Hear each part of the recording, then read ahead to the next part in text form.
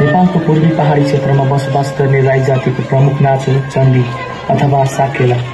विशेष गरेर वैशाखी पूर्णिमा उभौली र मङ्सिरे पूर्णिमा उधौली गरी यो नाच वर्षमा 2 पटक नाच्ने गरिन्छ। वैशाखी पूर्णिमालाई बाली नाली लगाउने समय भनी उभौली भन्ने चलन छ भने मङ्सिरे पूर्णिमामा त्यही लगाएको थन्काउने समय भनी उभौली भन्ने चलन रहिआएको पाइन्छ।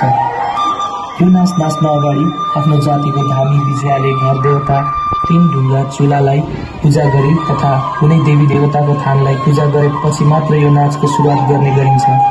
यो नृत्य गर्दा सिलोमी, फलामकोर र कोमी चौरीको पुच्छर बोकी सिली मपा पुरुष र सिलीमा महिलाले नाचको प्रतिनिधित्व गर्दछन् भने पछि अरू नृत्यकारहरू ढोल झम्पा बोकी सामूहिक रूपमा विभिन्न सिल्लीहरू गर्दै यो नाच नाच्ने गरिन्छ।